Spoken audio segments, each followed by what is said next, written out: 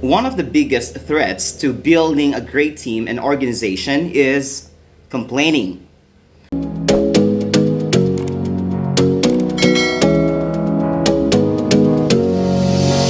got me singing way oh, oh. You look like a guy who could treat me right.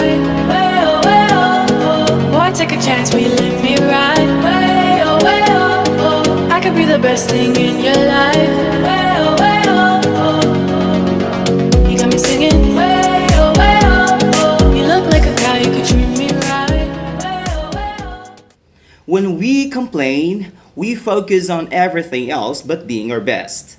Complaining actually costs the team, the organizations, the loss in productivity and will sabotage the morale, engagement, and culture of your team if you let it. So, in our content today, I want to encourage to I want to encourage you to implement the no complaining rule. Not because it will make everyone around you happier, although it will, but because it will help you experience more joy, peace, success, positive relationship, and better teamwork. Now, I realized we complain for two main reasons. First, we feel powerless.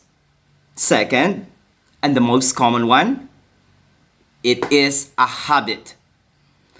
So, I decided to break the habit, and when I stopped complaining, I started to create the life that I wanted. Let's face it, if you are complaining, you are not leading. So, here are the five things to do instead of complaining.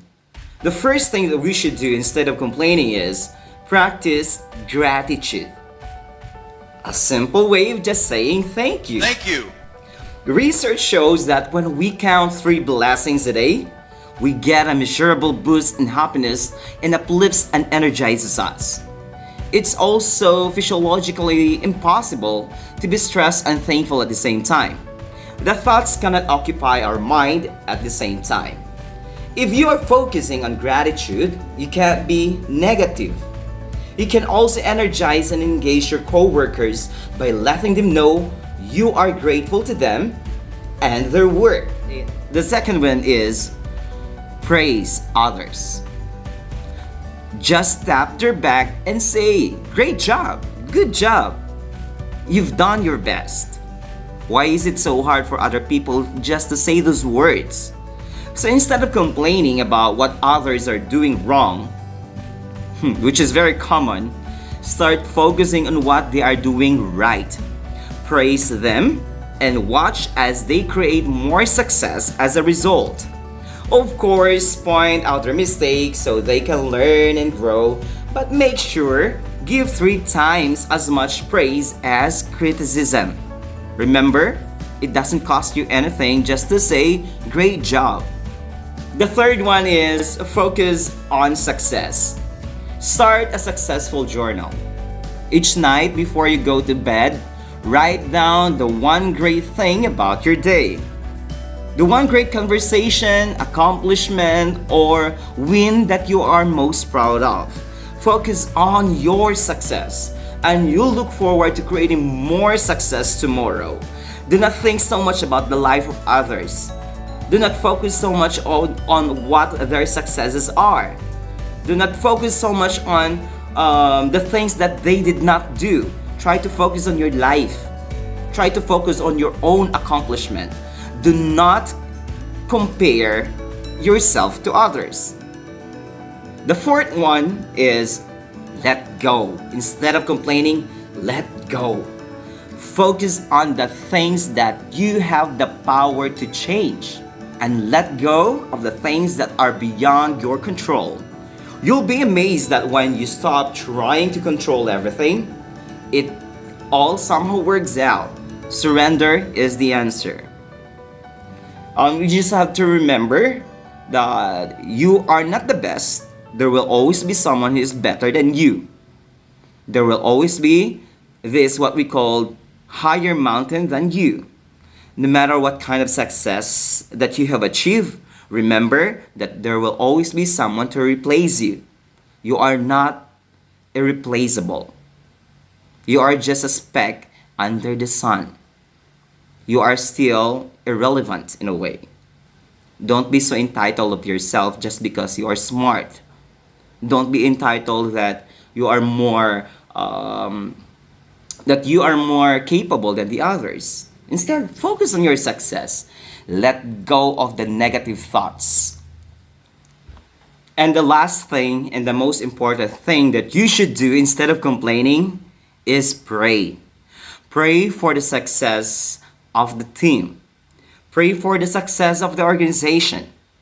Pray for the success of those people who are actually working so hard just to give or just to bring achievements, to bring success to the company, to the school. Because when we are just going to complain without helping, it does not do anything at all.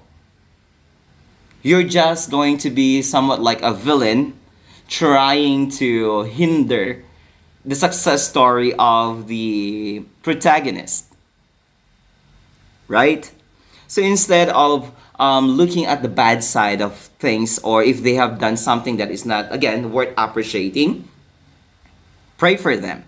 Correct them in a professional way. Correct them in a way that you are not going to post it on social media. And also do not post it on social media just to humiliate, because you are also bringing the name of the organization that you are working in.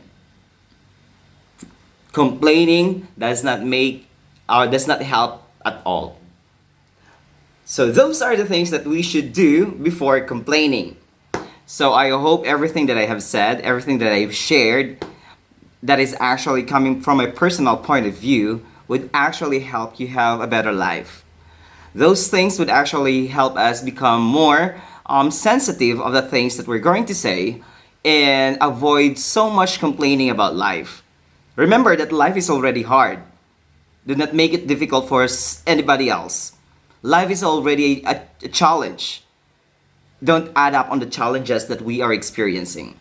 Okay, so before I'm going to end up this talk about complaining, now I would just like to ask: do you excessively complain about things? Do you complain when things go wrong about your personal feelings and experiences, or about people's decision, about people's success, behavior, and actions? Now, what you really have to do is try to analyze the situation, put yourself on their shoes, and then try to imagine what it would be like to be in their shoes, to be in their situations. And I hope that would actually help you, that would actually help us realize that success, appreciations are more important than just complaining for no reasons. That's all. Bye. When I've been with you, there's no place